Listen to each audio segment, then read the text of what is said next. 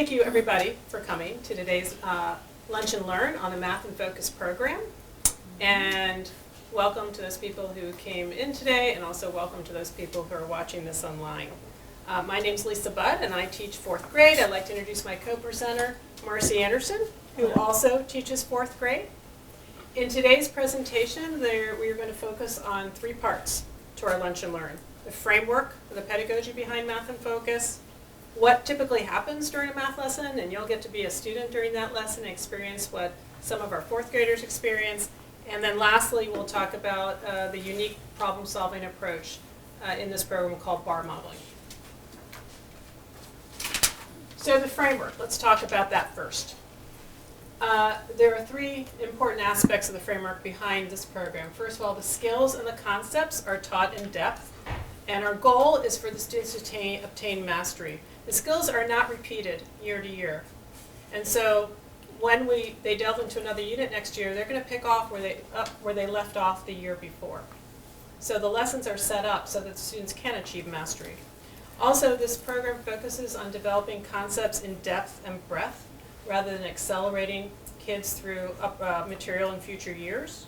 And we're going to talk about later on how this program can be differentiated for students at all different levels.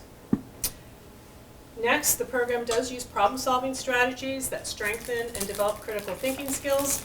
We'll talk about just one of those particular strategies, which is bar modeling. And also at the heart of each lesson is the concrete to pictorial to abstract sequence. We start in every lesson with concrete materials, or most lessons. We work toward a pictorial representation, and then finally we use those representations to be able to the abstract part of a lesson, which usually deals with the number representations. It's not linear. It can go back and forth depending on what part of the lesson that we're in. So this really is at the heart of every lesson. Okay. So today we'd like to have you experience what it might be like to go through a 4th grade lesson. And we are going to say what happens during a typical math lesson. And of course we picked 4th grade. So what we're going to start with is that we are going to take you through this particular lesson on mixed numbers.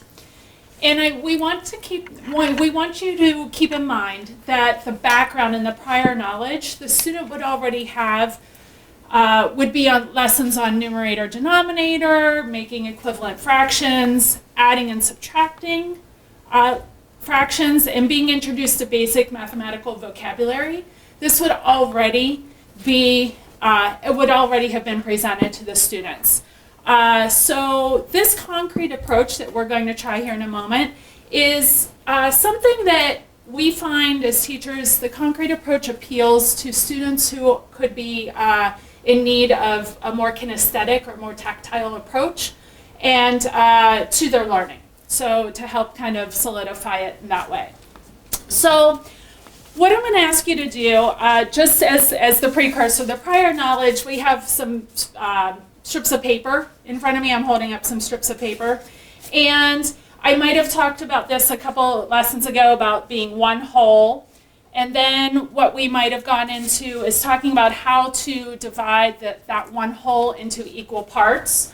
So we may have talked about this piece of paper being able to be divided into thirds, 1, 2, and 3, 1/3, and you could see how they are equal sections. And then in order to go into today's lesson, we would talk about how can we take those thirds, all right, and turn them into sixths. So the students would maybe, depending on the student's prior knowledge, they might realize that you can divide a third in half. And then we would say, okay, when you divide those thirds in half, how many sections or how many equal parts do you have now? So if you're here at school today, you have an envelope in front of you, and I'd like each of you to take out an envelope and take out the fraction bars that are inside that envelope. So maybe Mrs. Budd, you can partner up there.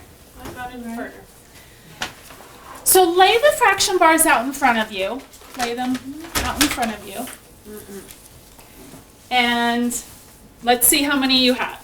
So lay them out. And once you've done that, what do you notice? So this would be inquiry. I would be asking my students, what do you notice about what you've taken out of the envelope? So do I have any volunteers? What do you notice? How many pieces do you have in front of you? Anyone? 6. Yes, 6. Okay. And what do you notice about those pieces? Yeah, Mrs. Butt. They're equal size. They're equal size, and some of them may be labeled already. Some of the students who did this, because I did this in my class a couple days ago, may have already labeled it 1/6. So we have 6 equal pieces, right? So now I want you to look at take 4 of your fraction bars. Take 4 of your fraction bars and slide them and combine them with your next door neighbor. So take your 4 and combine them with your next door neighbors, your seat, as I call in my room, your seatmate. All right. Now we would look at that, and what do we notice about what we have put together? So I would be looking for volunteers. So anybody want to tell me, what do you notice now? What do you have in front of you as you combined your fraction bars? Mrs. Budd? Well, we have a lot of 6. In fact, we have more than 6. 6. It's Six, kind of a six. tongue twister, right? So do we have? So the teacher could go in here and say, okay, we have a lot of 6. Did anybody count them? How many do you have in all? So you would say, well, you have 8 in all. And then I would key in on what Mrs. Budd said, and I would say, oh, we have more than 6 sixths. So what do we know when we have 6 sixths? Does anybody remember what we talked about a few days ago? What do we know about 6 sixths? It also could equal 1 whole, right? So can anybody look at their fraction bars and tell me how many wholes and how many sixths you and your partner have formed? So talk with your seatmate. How many wholes and how many sixths do you have? So we've got our. Okay. Anybody want to tell me what you have? How many holes and how many sixths do you have? Oh. You should say, what do you got? 1 and 2 2 sixths. Okay, and I like how some people showed when you put them together, you separated. I saw both groups separate them out into a 6 6 and then the 2 leftovers. So I love that you did that, and that would be something I would make note of in my classroom. Okay, so and the warm up is really. When we look at this final question, how many wholes and sixths have you and your partner formed? This could be extended multiple ways. So depending on the children's familiarity with perhaps improper fractions, they may have noticed that, right? They may have noticed that beyond the mixed numbers. So you might ask if they can make another mixed number with what you have in front of you. So we might extend that warm up that way too. So there's a variety of ways that you can make this an extended prior knowledge, okay? Extension of what they already know. And we would have introduced them, this would have great way to introduce the vocabulary word of mixed number, which would be up in the room. Right. That students would know. We say, okay, you have a whole number and you have a fraction.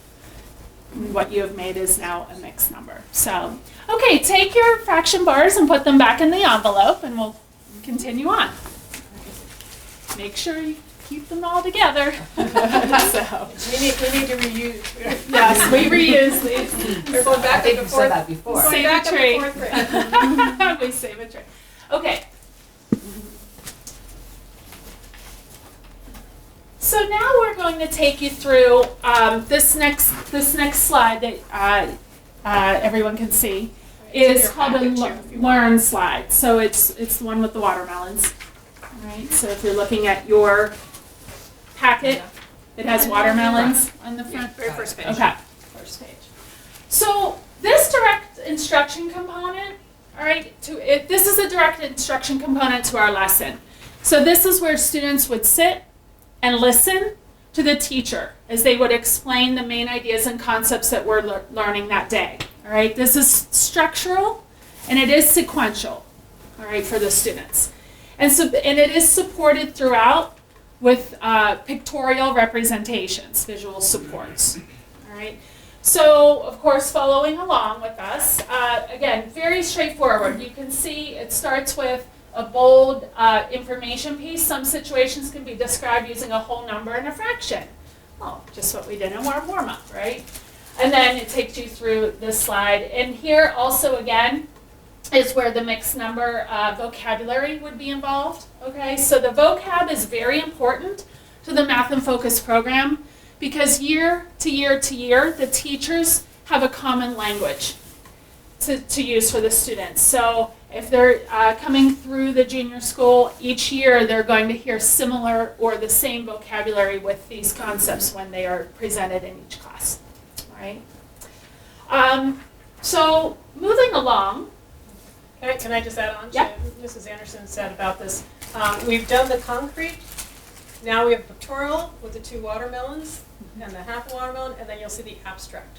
So we've now gone through this sequence. It'll be continually repeated throughout the entire unit, primarily the pictorial now and the abstract. All right. And you can flip to the next page in your packet if you're here with us. So now that the learn was a little bit more extensive than that. We just did the first part of it, which is the direct instruction. The next section, which follows the learn section in every lesson, is called the guided practice. And this is intended to provide practice for the student on that concept or skill that was taught, but with teacher support.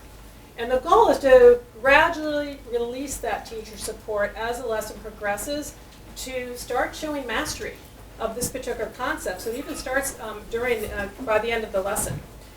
The teacher usually guides the student through the first 2 or 3 problems. And then if the teacher feels that things are going well, the students are understanding what to do, they would release then responsibility a little bit for the last 2 or 3 problems. And throughout every single part of the lesson, it's really important. The teacher is gauging how the student is learning that information. And at the same time, the student is self-assessing how they're feeling about the lesson too. Ample time is provided for questions. It's a safe place to say they don't understand. And we really want students to speak up and talk about this if they understand or don't understand. So we're just going to, if I was doing this with the class, we would together read the bold, find the mixed number that describes each model. And it's nice they have a model. I would then say 1 plus 3/4 because if I'm reviewing vocabulary, the sum of a whole number and a fraction is a mixed number. And then I would write, well maybe, 1. Okay, that isn't working so well. It's not oriented to your laptop. It's not oriented. But just pretend we would write 1 3/4. So sorry. Especially people at home, it doesn't look anything like it's supposed to look. Emphasizing, again, the definition and using the word and. It should be 1 and 3/4 because we're combining 2 pieces to equal that mixed number. I then would also do the next one. I would say 2 3/8. I'd say let's look at the model. 2 wholes, 3/8. We'd write down 2 3/8. And then I might say, I'd like everyone to try 4 and 5 on their own right now. So could you just fill out 4 and 5 on your own? And again, I'd be walking around, the teacher would be walking around sort of assessing if there were any questions, how easy did the concept go, how not, working individually with students. And then deciding if it was appropriate to move on in the lesson or do we need to go back and visit the learn again.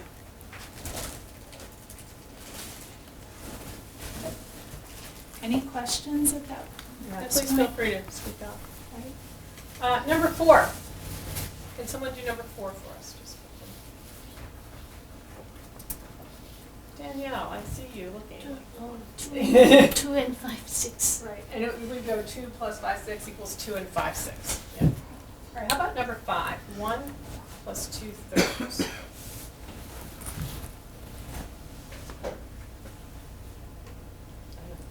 1 and 2/3. 1 2/3. Okay. And again, that would be the process. And sometimes the guided practices are a little longer, and sometimes they're not.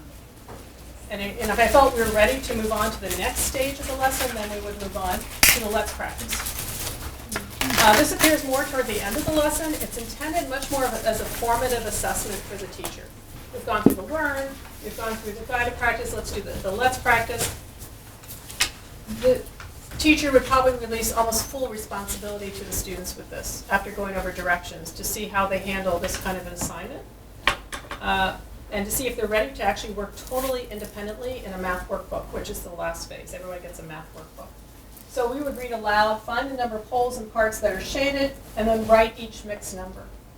I'm not going to be able to write it because it's not centered there. But you'll notice that this looks a little bit different than the guided practice. It's purposely done that way because the idea is, can they use whatever knowledge or skill that they've been taught to apply to something that looks slightly different, just a little bit different.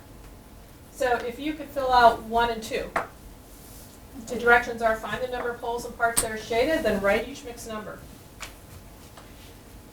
And again, this would be something that we would be walking around, just kind of privately checking over the shoulders and looking to see if there was any confusion. Sometimes the kids kind of see you walking and they might kind of put their hand up if you're kind of near them, so. Right. And I would not let them go on to anything further in the lesson until they have this section down. This should be where the mastery is starting to show. And if there are students who need more individual help, that would be a great time to work with those students. If they have completed this to the satisfaction, they're pretty close to mastery, then we would say, get out your workbooks. And then they would have workbook pages. And so yes, we are looking for that success in the independent phase during the lesson. But as we move on to the workbook, that would mean that they're reinforcing and they're practicing the skills that were taught in class that day. But the workbook pages, the students are responsible for reading directions, and very often in the workbook, they're going to give the directions. They're going to change the directions on the students, so that can really tell you if they're taking the time and paying attention and focusing to the way the directions change in the lesson. So as students progress through the pages, the wording changes to see if they can apply what they've learned, right? So they're not just going through it robotically. They're actually being asked to think about it in a different way, in a different new way, all right? So the students work on the pages independently, and that when they're going through this, we're walking around checking for understanding yet again. It could be a time where perhaps, if needed, I might have a one-on-one situation, we might have a two-student situation, we might pull a small group back together if we need to go, again, back to anything that seems to be confusing. We might go back to the more pictorial representations, or hopefully not at this point, we would have already caught it, but you would go back as needed to perhaps even concrete to kind of tap the brakes a little bit and make sure they're understanding what was being taught that day. All right. So maybe just for our sake, just to kind of practice this, do maybe 1, 2, and 3. The number 3 is on the next page as well. So do that now. And as Mrs. Budd did say,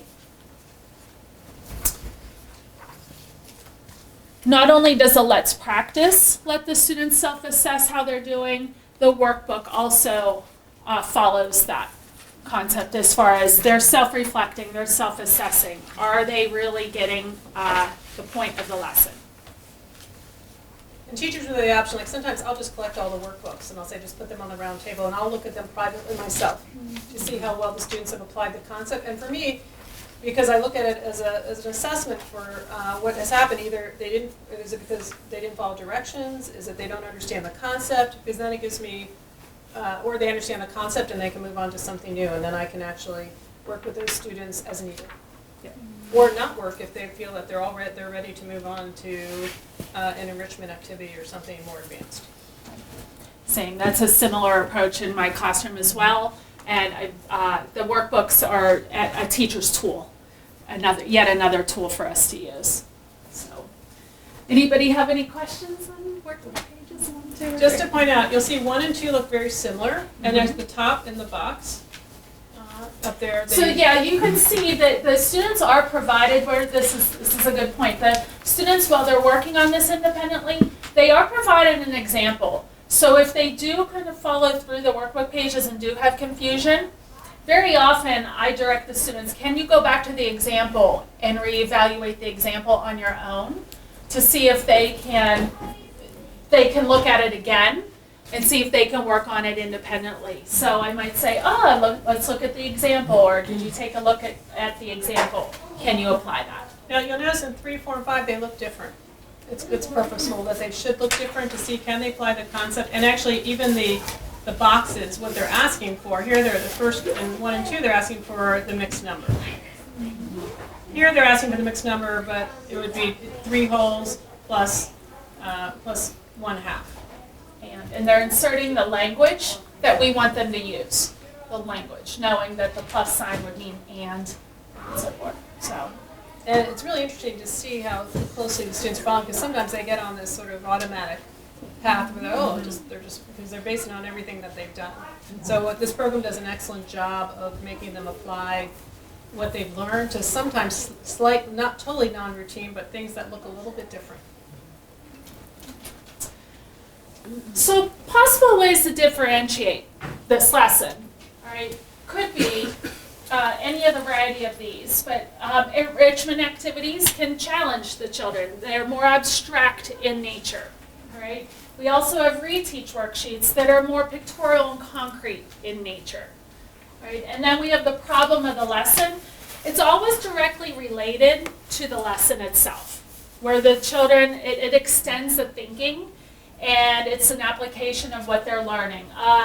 One of the more recent problems of the lessons that I did, they showed a student example and in the book, and then we analyzed it, and it said, this child did something wrong. Can you find what they did wrong to solve the problem? So the problem is there and it's set up, but there's an error in it. Can the students go in and find the error? So that would be like the problem, a sample of the problem of the lesson.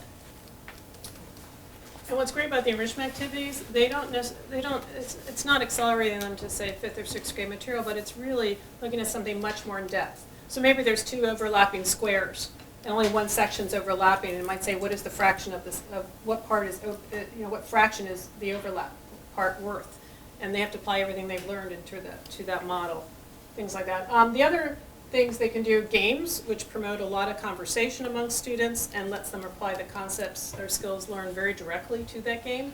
Let's explore activities, and also putting on your thinking cap, which are actually, those come typically either midway or at the end of the unit, and students can apply not just the current knowledge, but any prior knowledge toward really non-routine problems. I mean, these are very non-routine type problems. And it combines a lot of problem solving, critical thinking skills. It may involve writing. Mm-hmm. And these are things that they would not have seen before. So we can give them that as an opportunity. So interesting ways to differentiate a lesson. Right, and these are all options. A lot of these can be partner work or working with a small group, but usually partners, and where they would have to communicate to one another. Sometimes it's teaching a problem to your peer or the partner. So there's different ways to have the children think and use the vocabulary that we're introducing and to actually speak like a mathematician would speak. Okay, we're on to the last part of our Lunch and Learn, which I'm glad that we have enough time to spend, because this is probably the part that a lot of people are unfamiliar with, but I wish I had this when I was a child. We were just talking about it. I was just mentioning with a parent that when I was young, I was taught one way to solve a word problem, and that was it. You were not offered any alternative strategies or anything you could put into your toolbox.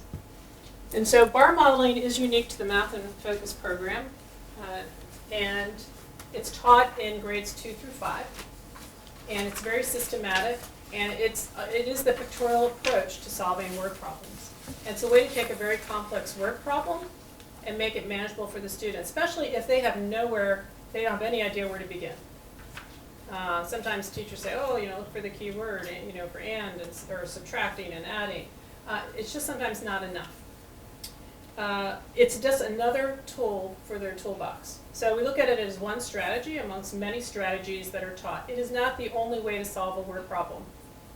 And it's actually to take something pictorial, and then when they actually do the calculation, that's actually the abstract part of a word problem, is the calculation. And by doing the bar model, it helps them figure out operationally what to do. And we're going to actually do some bar modeling together. Some students need this tool, and frankly, some students don't. It depends where they are in that concrete, pictorial, abstract sequence. In 4th grade, the problems that we give them tend to be problems that need a bar model. And we always say, recommend bar model, and we find the students have more success using a bar model than just going right for the abstract. They do learn them sort of more concretely in the younger grades, but the students will see more of a need for it as they get older, especially when some of the problems they're solving could be algebraically solved, and they just don't know they're using algebra yet, or setting up the groundwork for algebra when they can become older. So the bar models do have advantages, and we do try to teach the children who might be a little resistant to using the bar model approach. We try to tell them, yes, it is another tool, it is another option, but it does help children solve simple and complex word problems. So, of course, as grades 2 through 5 is the progression, so very simply, it starts off more simple and then gets complex. Develops algebraic thinking, as Mrs. Budd said. They don't even realize it, but the bar model is that visual representation, and it really sets up the visual memory. Right? It follows the introduction of the operational skills, the adding, subtracting, multiplying, and dividing. In many of the more complex problems that have multi-steps, they have multiple operations presented. Helps visualize the part-whole structure of the problem, okay, the parts and the whole, putting them together or breaking them down. And then developing operational sense. Okay, so the operations, when to use them. What are we solving for and how are we going to get there? So an awareness to even know, do I add, do I subtract, do I multiply, or do I divide? Right, so that's the awareness of it.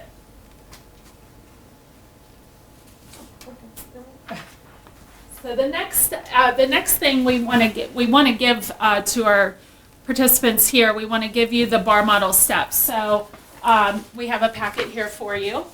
And the bar model steps, I'll just kind of go through what's on the screen here for everybody. But the bar model steps, there are 7 steps that we ask the children to follow. And in the packet that I just presented, but also for those of you at home, the children have this presented to them in a variety of ways. We might have a poster up in the room like we brought down here. In the packet there's a smaller version. Some teachers might have them tape it to their desk or have some sort of reference to it so the children can pull it out. So they have this at their convenience. So reading the problem is obvious, we've all started there. And then identifying and writing the who or the what. Every problem has a who or a what. Who's the character in the story, or what's the subject of the problem. And then we reinforce the rereading of the problem. We do reinforce that. That's absolutely necessary because as these become more complex, the students have to keep track of any number represented needs to be represented in the bar in some way, in the bar model and the pictorial representation. So rereading the problem really helps with that. Drawing the bars, and when we do these together, you'll get a better idea, but drawing the bars, it does matter to a point the size of the bars, so we help the children navigate that. Labeling the bars. What do we know? What are we solving for? What do we know already? What's the given? And what are we solving for? Completing the computation, as this kind of becomes the more abstract part. So we've got, it kind of comes from the pictorial into the abstract down here. And then of course we get write the answer in a complete sentence because that helps us know that they arrived at a final answer. And of course, good old grammar gets in there with the complete sentence structure. So those that's for you to reference, and that packet has other information in it. This is wonderful to have, especially if you're working with your child and you're not that experienced with bar models or you want to help. It talks about for different types of problems how to draw them. So if you're doing addition problems, it helps to draw the unit bars on the smaller side so you can add on because addition is adding on. If you're doing division, it's helpful to draw a longer bar and be able to divide it up into equal sized pieces. For fractions, we're going to do fraction problems today. Because fractions tend to be a unit, students actually tend to love fractions after we do it in 4th grade because they really understand the concept of a fraction. But fractions can be hard. We're dealing with numbers less than a whole, or sometimes even numbers greater than a whole. But in fractions, we can either draw a long bar and divide it up for the parts of a whole, or we can do smaller equal-sized parts to equal the number of parts, the total in the whole, the denominator. So multiplication 2 is in here. You can do ratios, you can do percent problems, you can do decimal problems, rate problems. It's fairly sophisticated what you could do with the bar model problems. All right. So we're going to switch to the Ladybug, to our document projector. Any questions so far? All right, let's go into the bar modeling, which is actually, I have a lot of fun with these. They are like a little bit puzzle-like, but see if I can make that enough. Okay, so everyone should have this at the end of their packet. And I'm going to ask you to do it with me. So it should be the last 3 pages of the packet. So we're going to solve 3 different kinds of problems. I'm going to show you how an advanced student might solve it, and I'm going to show you how a 4th grader would solve it. Because some of these problems are problems that, frankly, some students wouldn't get until middle school. Because if you're only shown the abstract version, which is what I was shown growing up, I wouldn't have the knowledge base, or I wouldn't be developmentally ready for it until middle school.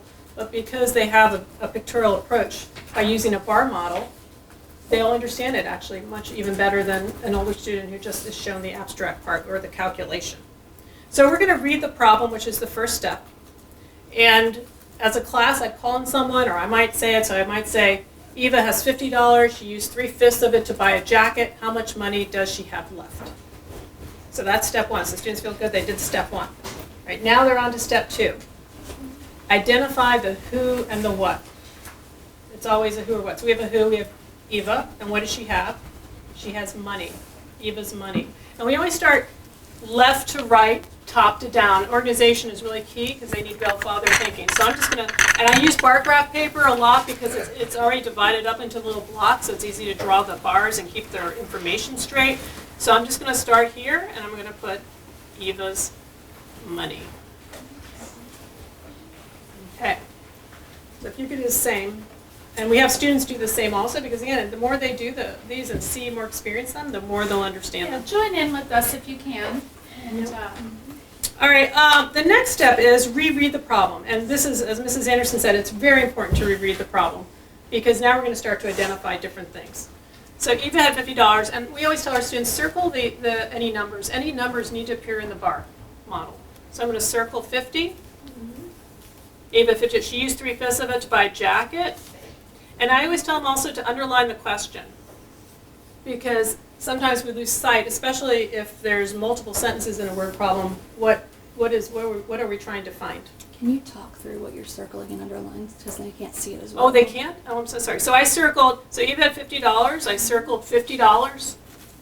She used 3/5 of it to buy a jacket. I'm going to circle 3/5 because I do want to represent in the bar model $50 and 3/5. And I'm going to underline the question, how much money does she have left? So now I'm on step 4. So I think you're almost halfway done. That's pretty, so we're going to draw the bars. And in fractions, students would have had enough, this will come more toward the end of the unit, students would have enough experience to know that the first thing they need to look for is a denominator, the number of pieces in my whole.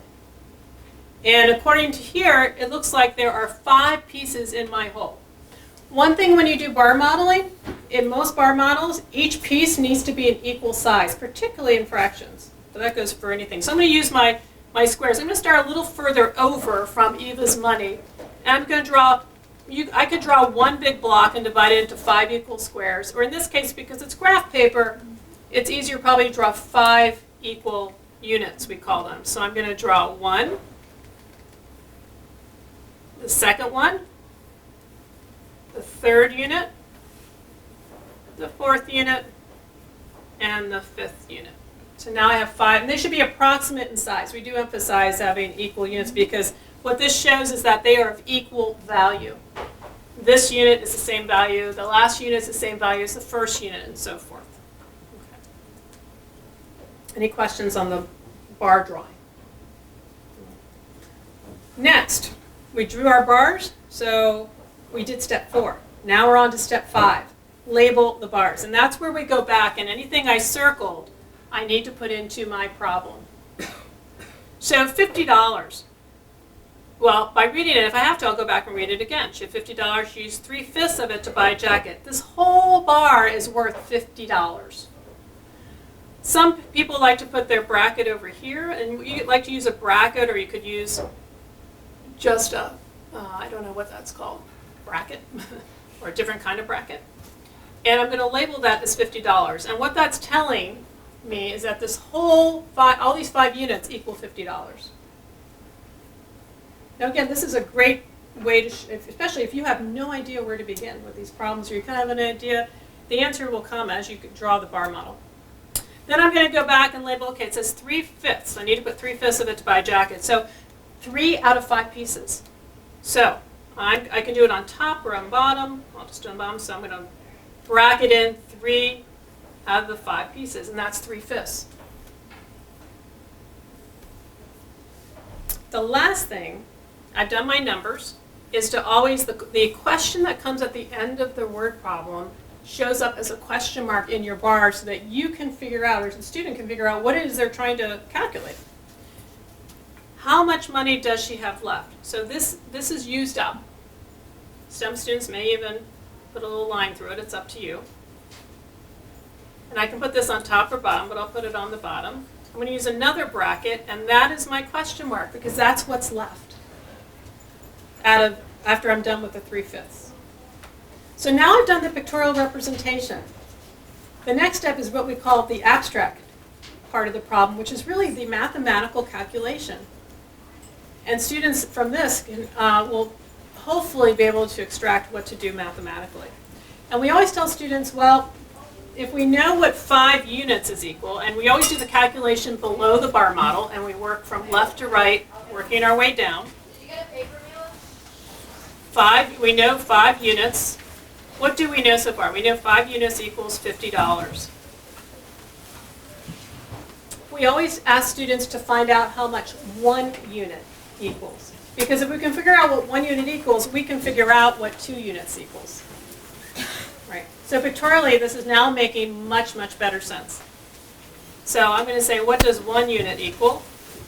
And 1 unit equals $50. And because these are all equal size, they all have to equal the same amount. Each one, I'm going to divide by 5 units. So I know each unit equals $10. This is $10. This is $10. The 3rd unit, 4th unit, 5th unit. Can I now figure out what 2 units is pretty easily? Yeah. So 2 units equals $10 times 2, $20. And then the last step is write the answer in a complete sentence.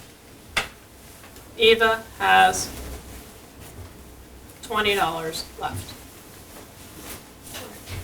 And I think that a lot of times the kids feel it's like the teacher's way is the only way.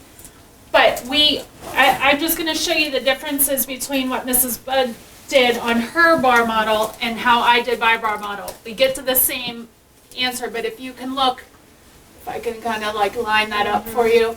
So I did Eva's money here. I used the $sign instead of the word. I did the labeling across the top. For $50, she did it along the side. 3/5, I did initially do, she used that. So I did use that. Like some kids like to say, like, if I've used it, it's like kind of done. And then I know some kids like to put in what the 1 unit is. It helps them. So I put in the $10 for each unit in the box. So that helps some students recognize then into the abstract, into the mathematics. So that's how I did that one. So, but keep in mind, and we try to stress with the children that there are multiple ways to set up your bar. All right, there are multiple ways. So we find that gets. And we would have, whoever wants to present will present on a whiteboard. We might have 10 different presentations going on and 10 different explanations. And the goal is, as a mathematician, to become a stronger mathematician, is to be able to learn as many strategies as you can for particular problems and not just have one way of doing things. something. Because sometimes someone else's method is more efficient, like, oh wow, I didn't even see that. That's a great strategy to use. I'm going to put that in my toolbox. Now, a more advanced student who does not need the pictorial representation, and this is sort of the typical algorithm we would use as adults, you would drop the bar model, but they might have this visual representation in their head, so that when they get ready to be shown multiplication of fractions, they would be able to they would understand that this is the mathematical equation, and then they would solve it. Okay, so again, that's what a more advanced student would do, but that's what we're heading toward. And if they have this in their head, because sometimes you're just shown the algorithm and you're shown the steps to get through the algorithm, but you don't understand what those steps really mean. Now they understand why they're dividing by 5, really, because we're really doing 50 divided by 5 and then multiplying by 2, which is what they did, right? And that's the algorithm. So that's what's so fascinating about this. All right. Now we're going to move into another problem. We only have 3, so hopefully we can get through them. And this is called a try it on your own. Yes. Don't be nervous. So I'm going to read the problem with you and help you get started, and Mrs. Anderson and I will walk around. So this problem is, at the ice skating rink, 5/8 of the skaters were children. If there were 45 children at the skating rink, how many people were at the rink altogether? Now you may automatically go and solve it abstractly or use the calculation because that's your experience, but not for 10-year-olds or for 4th graders. A lot of them are going to need a visual model for this. So we would start off by, we read the problem, who's the who and the what? We have the skaters at the rink, or the skating rink people, whatever you want to call them. What did you call them, Mrs. Anderson? People skating. People skating. I like that. We're It's going to do usually some nothing fancy. It's People just people skating. skating. Okay. I'll guide you through the steps. We have the who and the what. Now, reread the problem and circle any numbers you might see. And then lastly, underline the question.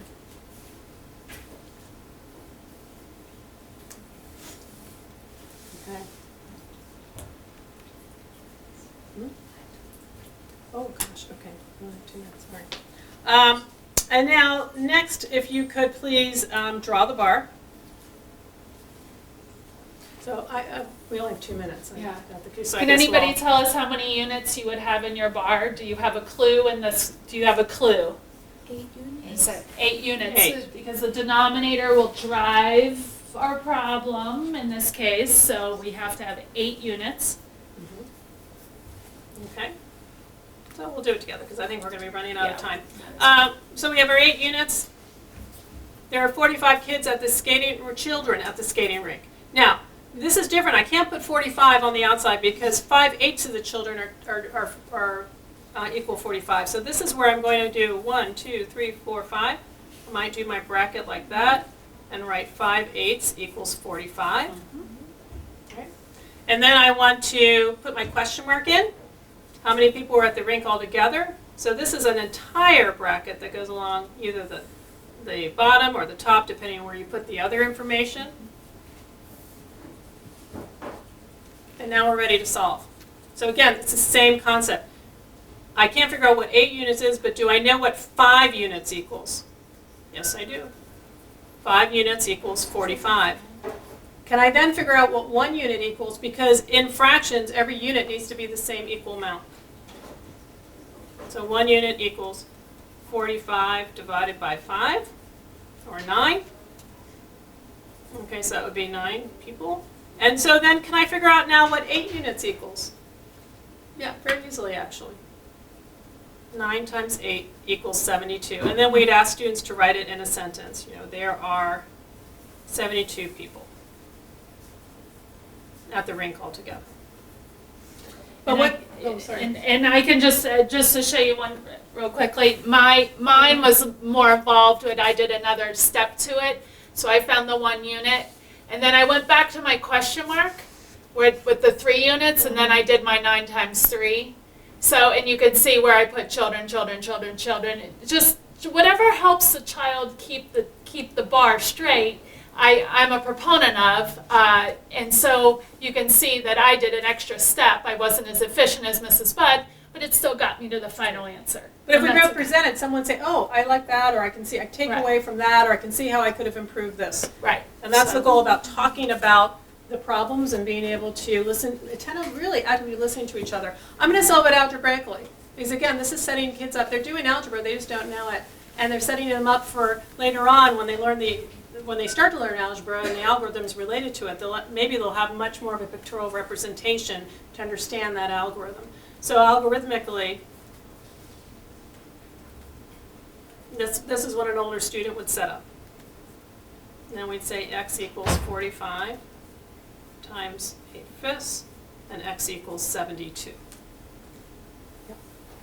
We'll learn it in a representation which is diagonal. I don't know if you teach it. No, a diagonal. We call it diagonal. Like we said in one part, like 45 would be 5/8, Mhm. and then we would put x below the 45 and Mhm. 1 below the 5/8, Mhm. and x would be 1 times 45 divided by 5/8. Right, right. So But now- do you teach this method? This is just the algorithm. Which Right. is We very will not quick get to- into some students may, now, interestingly enough, some students may be able to work through this algorithm without the pictorial representation, but they won't use variables. It just, they'll meander, they'll do something more like, I'll see something more like this calculation. The x is just like a question. mark. Yes. So the And some question- students, I will say, if some students have done it that way in class, I will show it.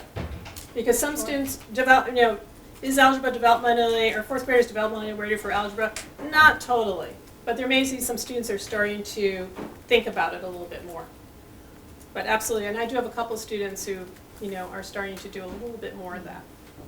Now, we don't have time for the last problem, but I am going to show you on the last problem, and you have the answer key, both at home or wherever you happen to be One watching. question is, how Yeah. long has this bar modeling been taught at SSA? For 7 years. Since this is our eighth year of implementing Math in Focus. So, and it does begin in grade 2, and we teach it through grade 5. So, our 8th year. Now, if you have Country Day adopted it What? last year, is that right? Country Day. Country Day School adopted it for the year that we're in right now. The 2019 through 2020, it was their first year. Now, you have the answer key too. So I'm not going to go through but this is actually a much more sophisticated problem because there's 3 who's and what, or 3 whats. It's multiple step. But the algebra is what's so key, and I'm going to show you algebraically how I'd solve it. The actual answer where there were 51 books, this is on the top shelf, and there were 204 books on the bottom. But an advanced student would solve it this way without going through the answer key, figuring out what, and the way this is so interesting, you do have to take out the 100 to make them equal units. And that's why the 100 comes out. And then you can divide by 6, because it's 1, 2, 3, 4, 5, 6 if you take out the extra 100. Right. But here's an algebraically, as someone more advanced would solve it. They're doing that, which is what's so wonderful about this program. So it would be x plus 100 plus 4x plus x equals 406. 6x plus 100 equals 406. 6x equals 306, and then finally x equals 51, which is the top shelf. So we're really setting up the precursor to solving these things algebraically, and hopefully they will have some, maybe a visual approach in their head. Because they will drop the bar model. We're not going to ask them to draw bar models for things that are not necessarily needed to use a bar model. Again, it's just another tool we want them to have, or strategy to put in that toolbox, so they can pull it out for something that, when they see a complex problem. Okay, so we are going to wrap it up because our time is up. But thank you so much for everybody who came in. Thank you. And we want to thank everyone who was watching it online. And we hope you learned something about the Math in Focus program and about the particulars, particularly what happens during a lesson and bar modeling. So thank you very much. Thank you for attending. Yeah.